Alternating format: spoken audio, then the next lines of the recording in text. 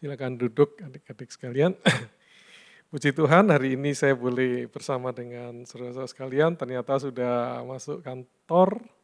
Kalau kantor saya masih tutup, semua masih bekerja di rumah. Jadi di luar dugaan saya ternyata saudara sudah masuk ya. Waktu itu waktu dihubungi saya bilang, ini online atau datang?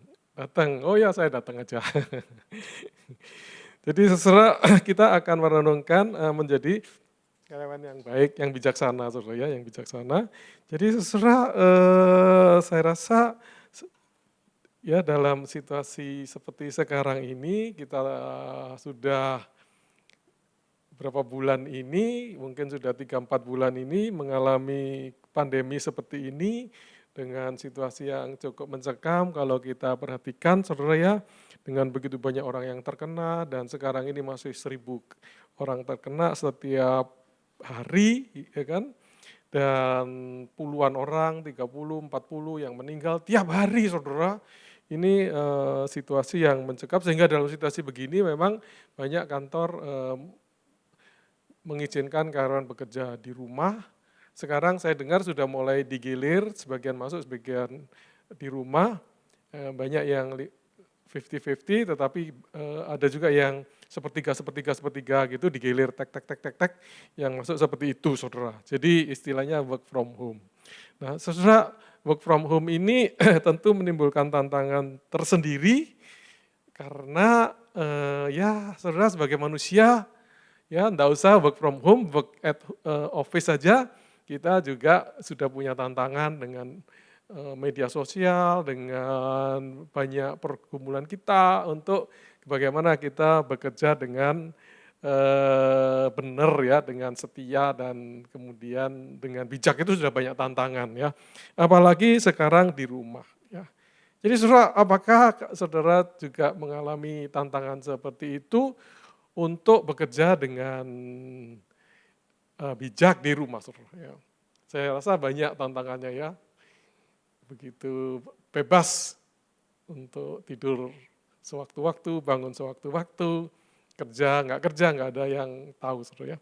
Jadi saudara, ini menimbulkan tantangan sendiri ya. Nah kita mau belajar dari satu bagian firman Tuhan, Matius 24 ayat 45 sampai 51. Kalau saudara bawa 45-51 saya bacakan aja. Jadi bukan Mazmur, Matius 24 ayat 45 sampai 51. Ya, saya bacakan. Judulnya adalah perumpamaan tentang hamba-hamba yang setia dan hamba yang jahat. 45, siapakah hamba yang setia dan bijaksana ya, yang diangkat oleh tuannya atas orang-orangnya untuk memberikan kepada mereka makanan pada waktunya. Berbahagialah hamba yang didapati tuannya melakukan tugasnya itu ketika tuannya itu datang. Aku berkata kepadamu, sesungguhnya tuannya itu akan mengangkat dia menjadi pengawas segala miliknya. Akan tetapi apabila hamba itu jahat dan berkata di dalam hatinya, tuanku tidak datang-datang. Lalu ia mulai memukul hamba-hamba lain dan makan minum bersama-sama pemabuk-pemabuk. Maka tuan hamba itu akan datang pada waktu yang tidak disangkakannya dan pada saat yang tidak diketahuinya, dan akan membunuh dia dan membuat dia senasib dengan orang-orang munafik. Di sanalah akan terdapat ratapan dan ketakan gigi. Jadi demikian firman Tuhan yang kita boleh baca, yang berbahagia yang membaca, merenungkan, melakukan, menyimpan dalam hati saudara ya. Jadi saudara, sebenarnya bacaan ini adalah tentang akhir zaman ya. Jadi pasal 24-25 itu adalah khotbah tentang akhir zaman ya, berbicara tentang Kristus dan kedatangan Kristus kedua dan orang percaya ya. Dan pada waktu itu akan ada dua kelompok, yaitu satu hamba yang setia dan bijaksana ayat 1, dan yang lain adalah jahat.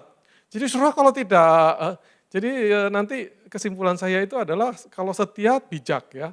Sehingga setia dan bijak itu menjadi satu, dan kalau tidak maka kita ini jahat gitu ya. Jahat. Jadi saudara, kalau yang setia dan bijak, maka dia akan dipercaya dan diberi tugas yang lebih lagi atau dipromosi, sedangkan yang tidak dihukum, saudara, dihukum. Ya. Karena dia adalah orang yang sama dengan orang yang munafik, ya, tidak bijak, tidak ini munafik. Ya. Nah, jadi dari bacaan yang singkat ini apa yang kita bisa belajar, saudara ya, sebagai karyawan, ya. Maka poin pertama saya adalah dari bacaan ini, maka saudara sebagai karyawan, sebagai apapun, saudara sebenarnya lihatlah diri sendiri sebagai hamba Allah, ya, sebagai hamba Allah. Ya. Karena apa, saudara? Karena kita orang percaya, ya. Roma 6 ayat 22 mengatakan, tetapi sekarang setelah kamu dimerdekakan dari dosa, dan setelah kamu menjadi hamba Allah, gitu. Jadi kalau kita sudah terima Dia, bebas dari dosa, maka kita adalah hamba Allah, saudara. Kamu beroleh buah yang membawa kamu kepada pengudusan, dan sebagai kesudahannya ialah hidup yang kekal. Ya, jadi visi kita adalah hidup yang kekal. Karyawan memang adalah kairos kita, ya, waktu kita, titik ini, saudara ya, yang akan berlalu dan akan berlanjut, saudara ya. Tapi ujungnya adalah hidup kekal, saudara. Nah, saudara, ketika kita terima Dia, maka kita adalah hamba Allah. Ya. Roma 6 ayat 22. Ya. Jadi saudara, walaupun kita karyawan di sini, dimanapun, saya pun, maka pada akhirnya kita adalah karyawannya Allah, saudara, hambanya Allah. Ya. Dan saudara, hamba Allah ini kita tahu bahwa hamba ini adalah lebih rendah lagi dalam hal posisi dibandingkan dengan pembantu atau karyawan, ya. Karena ini adalah bahasa Inggrisnya bond servant, jadi adalah semacam budak, yaitu orang yang dibayar, tidak orang yang bekerja tanpa dibayar, ya, tanpa salary. Jadi ini lebih rendah daripada itu. Sehingga hubungan kita dengan bos kita terakhir itu, Allah itu adalah kita ini miliknya, dan kita ini tidak punya hak atas diri kita, dan kita ini terus-menerus bekerja untuk Dia. Ya, terus-menerus bekerja untuk Dia, diberi tugas tertentu, ya, dalam bacaan kita diberi tugas memberi makan, diberi tugas memberi makan orang lain pada waktunya, gitu ya. Jadi saudara, kita hamba Allah yang bekerja dengan titik tertentu di tempat ini, diberi tugas tertentu, melayani Tuhan melalui manusia, ya. Dan pada akhirnya kita bertanggung jawab kepada Tuhan, saudara. Nanti kita akan disebut baik dan setia, atau kita hamba yang jahat, gitu, saudara. Jadi saudara, kita penting melihat diri kita sebagai karyawan, ini apakah sekedar karyawan, ya, dengan segala suka dukanya, that's it, gitu, saudara ya. Tetapi saudara, marilah kita mengingat bahwa kita ini umat tebusan, kita ujungnya hidup kekal, dan kita ini karena kita sudah terima Dia, maka kita hambanya, dan karena itu kita bekerja bertanggung jawab kepada Dia, saudara. Jadi itu satu poin kita. Walaupun apapun posisi kita, maka mari kita lihat kita ini pada akhirnya adalah hamba Allah. Puji Tuhan, Allah itu Allah yang baik, Allah yang pemurah dan sebagainya, saudara ya, Allah yang setia, sehingga kita mengabdi kepada Allah yang baik itu, bukan kepada manusia yang kadang baik kadang tidak baik, ya, atau kepada manusia yang jahat sama sekali, ya, bos yang egois dan sebagainya, ya. Itu poin pertama. Saudara, poin kedua dari bacaan kita ini, maka kalau kita lihat di ayat 1 itu, siapakah hamba yang setia dan bijaksana. Jadi saudara, yang dicari adalah, yang dicari di antara kita ini, di antara orang percaya ini adalah hamba yang baik, yang setia dan bijaksana, saudara. Ya.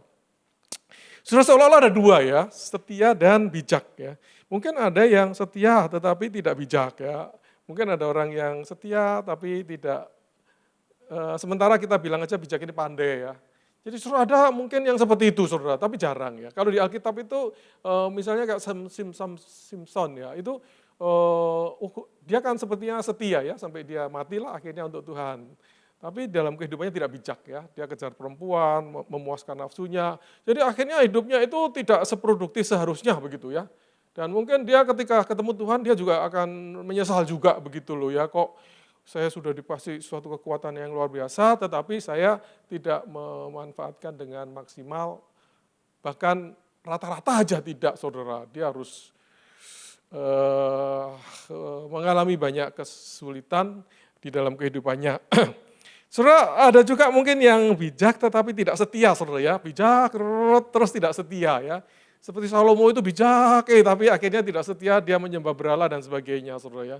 Sehingga akhirnya banyak di dalam cerita Alkitab itu orang yang tadinya mula-mula bagus, akhirnya tidak bagus, saudara. Itu menurut seorang ahli yang melihat di dalam tokoh-tokoh ini, tidak sampai sepertiga daripada orang-orang di Alkitab ini yang bisa setia sampai akhir, saudara. Jadi ini peringatan bagi kita, jadi di antara kita ini kalau kita tidak hati-hati hanya sedikit saja yang bisa setia ya, yang bisa bijak dan setia, saudara. Nah, saudara, ada yang tidak setia, tidak bijak, ini disebut jahat, saudara ya, nanti akan dihukum seperti orang munafik. Jadi saudara, ini sebenarnya orang yang tidak percaya aja yang seperti ini, saudara ya. Jadi seperti Yudas itu, sudah tidak pinter, ya, tidak bisa milih yang benar, tidak setia, saudara. Akhirnya dihukum, saudara ya, dengan kematian yang menyedihkan. Dan tapi yang dicari adalah yang setia dan bijak. Di Alkitab pun banyak contohnya, saudara ya, seperti Daniel itu bijak dan setia. Ya. Paulus itu ketika bertobat, kemudian dia orangnya bijak dan kemudian setia hingga akhir sampai mati, ya. Nah, saudara, tentu contoh yang bagus juga adalah Yesus ya, yang luar memang Tuhan yang punya karakter bijak, atribut bijak dan setia itu sampai mati di kayu salib. Jadi saudara, hamba yang dicari adalah hamba yang setia dan bijak ya. Jadi saudara kerja baik saja ya, kalau hikmat kita lihat dari sisi kemampuan bekerjanya tidak cukup, saudara. Yang dicari adalah yang bekerja baik terus, makin baik, dan selesainya baik juga. Jadi kalau saudara nanti misalnya sampai mau harus pindah balik lagi ke mana, ke keluar kota, atau pindah ke tempat kerja, saudara pada titik terakhir saudara keluar dari tempat ini harus tetap bekerja dengan baik, saudara, gitu ya. Itu yang dicari, saudara ya. Jadi bukan sekedar sekarang baik, ya, atau lagi semangat baik, setelah itu merosot ya. Tidak setia. Yang dicari adalah yang baik dan setia, saudara ya. Yang baik dan setia ini bekerja ada atau tidak ada tuannya di dalam cerita ini, saudara. Jadi saudara tidak perlu tergantung dari bosnya ada di depan, tidak ada di depan. Secara work from home, saudara kerja dengan baik, ya. Terus begitu, ya. Sama aja dengan bekerja di kantor, ya. Itu yang dicari. Dan saudara, disitulah yang banyak orang gagal, saudara. Ya, banyak orang kalau kerjanya baik, kalau ada bosnya, saudara. Ya. Saudara, kalau kayak saya melayani di depan banyak orang gini, wah saya sebaik mungkin, saudara. Tapi bagaimana kalau tugas saya itu tidak dilihat orang, saudara? Ya. Saya harus membuat harus melakukan tugas apa, mengunjungi satu orang saja, gitu. Apakah saya juga melakukan tugas itu dengan baik? Nah itu, saudara ya. Jadi orang yang baik, yang bijak, yang setia dan bijak adalah melakukan tugasnya dengan baik, walaupun tidak dilihat orang, saudara. Karena apa? Karena Tuhan kita adalah pada akhirnya ada Allah yang melihat kita, saudara ya. Jadi saudara, ini tidak mudah, saudara ya, sebagai manusia tidak mudah karena kita adalah manusia berdosa ya. Manusia berdosa itu cenderung nyeleweng gitu, saudara ya. Ya, cenderung tidak setia. Ya. Kalau Tuhan setia, kita tidak setia gitu, saudara. Kalau Tuhan bijak, kita tidak bijak. Itu saja, saudara. Ya, tapi ketika kita melekat kepada Dia, maka kita bisa setia dan bijak. Yohanes 15:4 mengatakan begini, tinggallah di dalam aku dan aku di dalam kamu, sama seperti ranting tidak dapat berbuah dari dirinya sendiri, kalau ia tidak tinggal pada pokok anggur. Demikian juga kamu tidak berbuah jika kamu tidak tinggal di dalam aku. Jadi hanya melekat dengan Dia, kita bisa seperti Dia. Ya. Berarti kita bisa setia dan bijak. Jadi saudara, untuk setia ini perlu bijak. Ya. Jadi saudara, untuk setia itu perlu bijak. Ya. Karena apa, saudara? Karena bijak itu melihat sesuatu dari kacamata Allah, ini baik. Dan baik saya mau lakukan. Saya mau lakukan selama-lamanya. Ya. Saya mau setia pada hal yang Tuhan kehendak Tuhan ini. Kira-kira begitu, saudara. Ya. Jadi saudara, untuk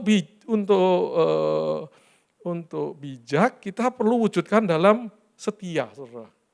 Kalau kita sekedar tahu, kita nggak lakukan, kita tidak bijak. Ya. Kalau kita tidak lakukan terus-menerus, berarti kita tidak setia. Ya. Jadi saudara, untuk setia itu perlu bijak. Ya. Kita, ini baik, ini kehendak Allah. Saya mau lakukan, karena saya tahu kalau saya lakukan ini baik bagi saya. Dan ini menyenangkan hati Tuhan yang adalah Allah kita. Saudara. Jadi saudara, setia dan bijak ini nyambung begitu ya. Dan bagaimana kita bijak, saudara? Saudara, bijak ini adalah kalau kita baca-baca adalah anugerah Tuhan, saudara. Ya, tidak semua orang bisa bijak. Ya. Jadi kita perlu punya hubungan yang baik dengan Tuhan,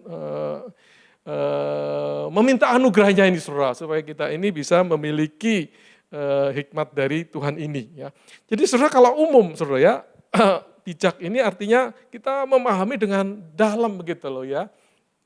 Dan bisa mencerna apa yang persoalan-persoalan yang diperhadapkan kepada kita. Ya. Tugas yang diperhadapkan, kita bisa pikir mendalam dan kita kemudian bisa memutuskan yang terbaik yang harus kita lakukan. Itu arti yang umum, saudara. Tapi kalau Alkitab itu berbicara memahami kehendak Allah, saudara. Ya. Kehendak Allah di dalam persoalan yang kita hadapi. Ya. Dan kemudian kita memiliki keinginan, desire untuk kemudian mengambil tindakan berdasarkan pemahaman atas kehendak Allah. Ya.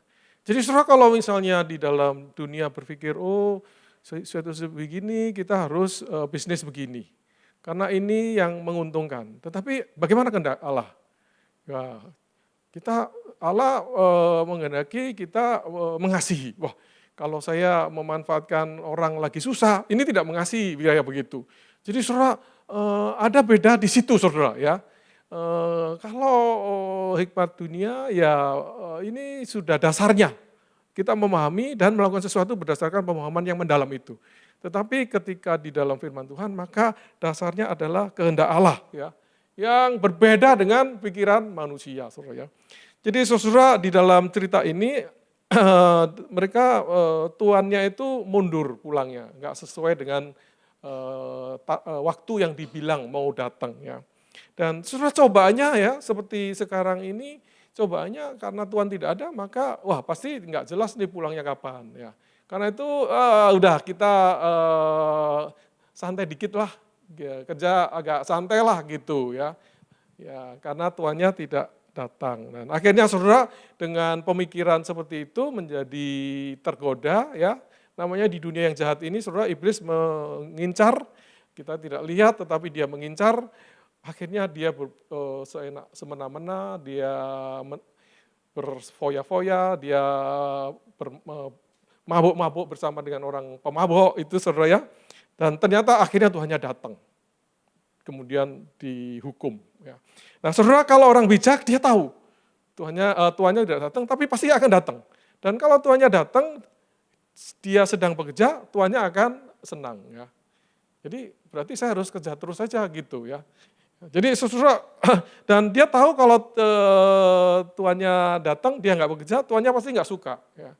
Nah, jadi itu sudah jelas gitu, saudara ya. Nah, saudara, jadi kalau kita sadar seperti ini bahwa Tuhan itu menghendaki kita setia di dalam apa yang ditugaskan kepada kita, maka kalau kita bijak, kita lakukan aja walaupun Tuhan itu belum datang atau masih di dalam perjalanan, saudara ya. Karena itu adalah kehendaknya ya. Jadi saudara, hikmat ini memang melihat ke depan, saudara ya, tidak sesaat ya. Orang yang hanya berpikir sesaat tidak berhikmat, saudara. Dia akan menikmati saja sesaat ini ya. Tapi kalau berhikmat dia pikir ke depan. Wah, kalau saya makannya begini terus, bisa stroke saya. Waduh, saya kurangi dah makanan gitu ya. Saya kalau hidup begini terus stres saya, kurang tidur dan sebagainya. Saya harus tidur cukup. Kira-kira begitu, saudara ya. Ilustrasinya. Tetapi saudara, kerohanian berarti kita lihat ke depan. Wow, ke depan kita akan bertemu dengan Tuhan, kita akan hidup keras di kekekalan, waktunya tidak terbatas seperti di dunia, maka kita harus melakukan segala sesuatu sekarang ini untuk itu, saudara. Ya, itu berhikmat ya. Jadi saudara, ayat Efesus 5:15-17 mengatakan begini, karena itu perhatikan dengan seksama bagaimana kamu hidup. Ya. Janganlah seperti orang bebal, tetapi seperti orang arif. Pergunakanlah waktu yang ada, karena hari-hari ini adalah jahat. Sebab itu janganlah kamu bodoh, tetapi usahakanlah kamu mengerti kehendak Tuhan. Itu ada di Efesus 5 ayat 15-17. Jadi saudara, menurut Paulus, kalau kita bijak itu tidak bodoh, berarti itu memperhatikan dengan seksama bagaimana kita hidup. Ya. Jadi seperti gambaran orang yang berjalan di tali itu, saudara ya. Dia akan sangat hati-hati melihat talinya, ya, keseimbangannya gitu, saudara ya. Dan begitu keseimbangannya bergeser sedikit, dia akan mengatur supaya balik lagi gitu, saudara. Jadi saudara, hidup berhikmat itu memperhatikan dengan seksama bagaimana kita hidup, saudara. Kenapa, saudara? Kalau nggak diperhatikan sedikit saja kita goyah, maka cobaan itu akan datang dan kita akan terjebak di situ, saudara. Ya. Seperti misalnya pornografi, ya kan? Kita bekerja di komputer, tahu-tahu muncul sesuatu yang merangsang ke sana, kita lengah, saudara. Kita tidak siap, maka kita coba, ini ada apa ini? Terus kita kejar dan akhirnya kita terjebak di sana, saudara. Tapi kalau kita hati-hati, wah ini cobaan, ini segera disingkirkan. Jadi saudara, menurut Paulus kita harus seperti itu cara hidup kita. Nah, saudara, terus poin kedua di dalam bacaan tadi adalah menggunakan setiap waktu, ya. Setiap waktu itu kalau di dalam bahasa Inggrisnya adalah redeeming the time, saudara ya, redeeming the time. Jadi menebus waktu, ya, menebus waktu. Jadi dan waktu itu di situ disebut sebenarnya peluang, ya. Jadi bukan waktu yang sudah berlalu ini, tetapi ada waktu-waktu tertentu itu muncul, saudara, itu atau sering juga disebut kairos itu, saudara, begitu ada sesuatu peluang untuk kita rebut itu, maka kita harus rebut itu, saudara. Ya. Jadi orang yang bijak itu merebut peluang itu, saudara. Peluang itu sesuatu yang tiba-tiba timbul di hadapan kita, dan ketika kita mengerjakan, maka kita mengubah sesuatu yang sepertinya sehari-hari, atau sepertinya sesuatu yang sekuler, sesuatu yang biasa-biasa, menjadi sesuatu yang kekal. Karena menyenangkan hati Tuhan kita, saudara. Ya. Nah, jadi saudara, kalau mau bijak, maka saudara ketika saudara bekerja, ya, ada peluang, ada tugas, maka saudara harus melihat ini sebagai peluang untuk melakukan sesuatu yang sepertinya sehari-hari untuk menjadi kesempatan ini menyenangkan hati Tuhan. Jadi saudara, dan peluang itu saudara ketika sudah lewat, dia tidak bisa dikejar lagi, saudara. Ya. Deadline lewat, sudah, saudara, habis itu sudah bisa dikejar lagi. Saudara, hari ini peluang bekerja, kemudian saudara kerja sembarangan, nanti malam saudara berdoa menyesal, wah saya kok tadi enggak ini ya, atau saudara, wah ini ada persekutuan, saya harusnya ikut persekutuan, tapi males saya anu dulu deh, enggak usah dulu deh. Tapi setelah malam saudara merenungkan lagi, saudara menyesal, saudara mau ikut persekutuan sekarang udah enggak bisa, saudara. Ya, jadi saudara, peluang ini begitu lewat nggak bisa dikejar lagi, saudara. Ada perumpamaan itu, saudara ya, ada patung peluang itu, patung Lysippus itu digambarkan di zaman Yunani itu patung, ya, kemudian di kaki daripada patung itu ada sayapnya, kemudian rambut depannya tebal, tapi rambut belakangnya botak. Ya, terus ada penjelasannya, kenapa kok ini ada sayapnya di kakinya supaya dia bisa cepat jalannya, ya. Terus kenapa kok di kepalanya depan ada rambut tebal supaya kalau orang mendekat dia bisa pegang rambut itu. Tapi kenapa kok di belakangnya botak? Karena kalau sudah lewat tidak ada satu orang pun bisa tangkap itu kembali, saudara. Tidak ada pegangannya di belakangnya itu. Jadi itu menggambarkan, saudara, betapa kesempatan-kesempatan itu kalau saudara tidak tebus, ya, maka hilang, saudara, dan tidak bisa ditarik balik. Jadi saudara, kita ini hidup di dalam waktu, saudara ya, dan waktu ini seperti, jadi ketika kita menebus waktu itu seperti kita menebus dari perbudakan waktu itu. Ya.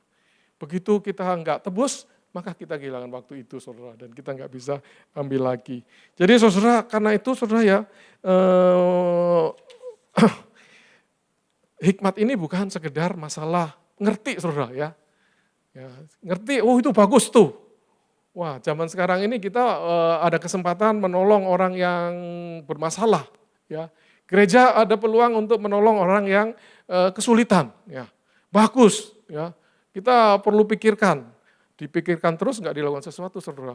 Kemudian sekarang tahu-tahu sudah lewat masanya, mereka sudah ditolong oleh orang lain. Akhirnya gereja kita tidak menjadi berkat bagi jemaat sendiri, saudara ya. Karena apa? Karena kesempatan melayani itu kita lewatkan begitu saja, saudara ya.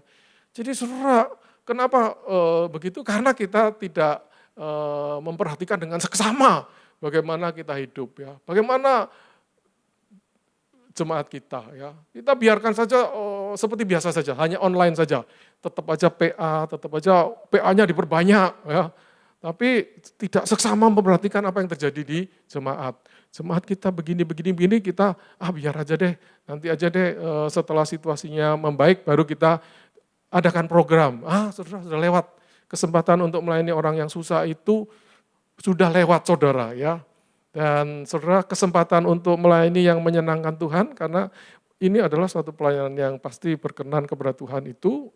Karena Tuhan membela orang yang lemah saudara ya. Nah ketika kita lewatkan, ya kita kehilangan kesempatan menyenangkan hati Tuhan saudara ya.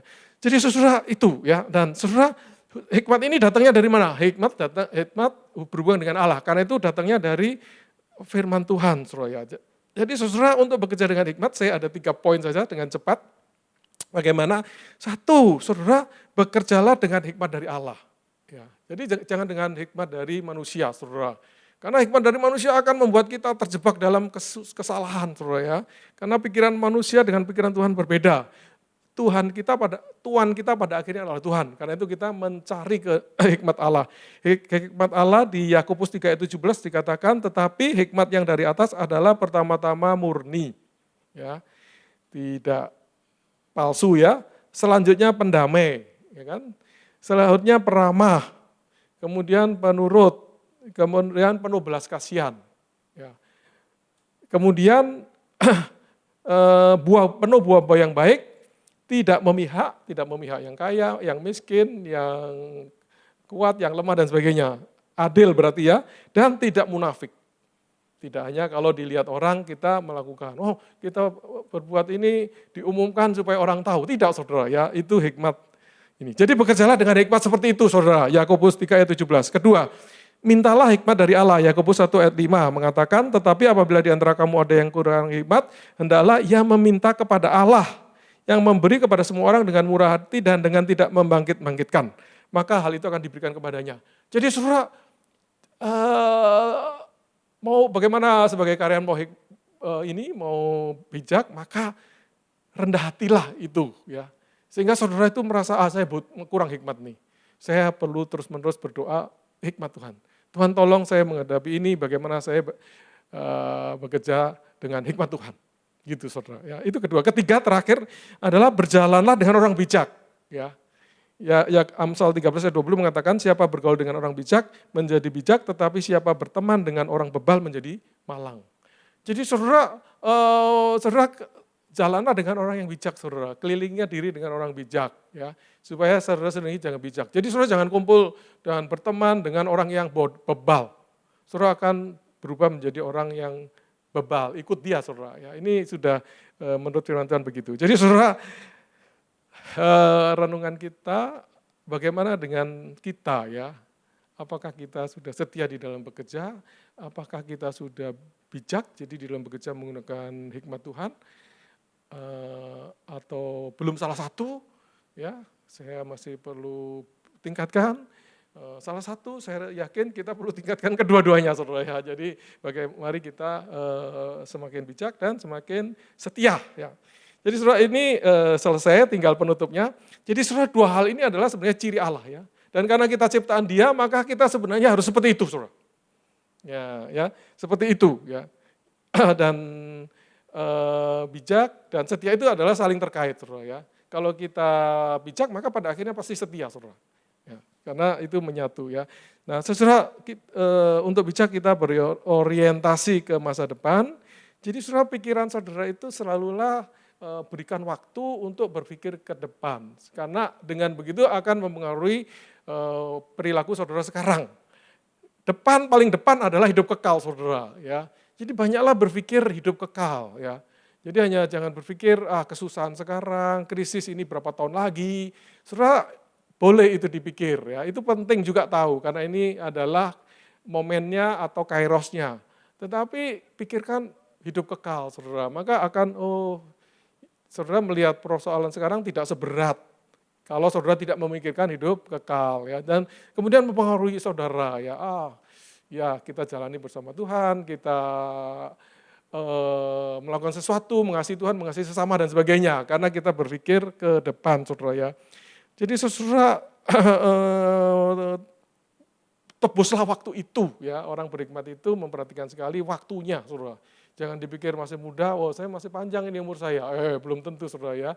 Jadi masih muda pun harus perhatikan waktu, karena waktu kita tidak tahu berapa lama waktu yang Tuhan anugerahkan dan kesempatan apa yang ada di dalamnya. Ya. Jadi saudara, karena itu saudara, marilah kita memikirkan Tuhan kita itu, ya, dan bahwa Dia itu menghendaki kita menjadi hamba yang demikian. Ya, dan kita memiliki visi seperti itu.